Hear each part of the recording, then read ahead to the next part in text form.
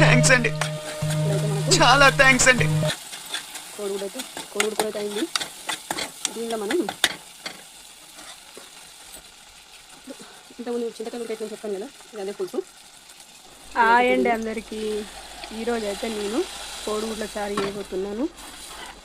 మీరు కూడా చూడండి.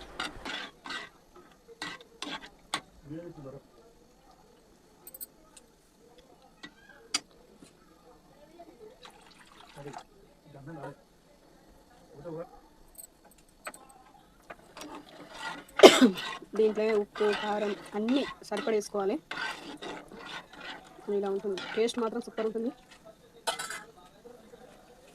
ఇప్పుడు దీంట్లో ఇప్పుడు ఉడకబెట్టిన గుడ్లు ఇలా కాట్లు పెట్టుకొని వేయాలి. ఇలా వేసుకొని మంచిగా ఈ పులుసు అనేది మంచిగా మరుగుతుంది. పులుసుతో పాటు గుడ్లు కూడా మంచిగా మరుగుతాయి. ఇప్పుడు ఒక 2 నిమిషాలు మూత పెట్టి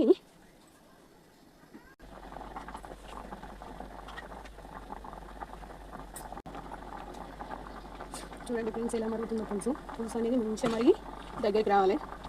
దగ్గరికి వచ్చినాక దాంట్లో కొంచెం మసాలా వేసుకొని దింపుకుంటే అయిపోతుంది.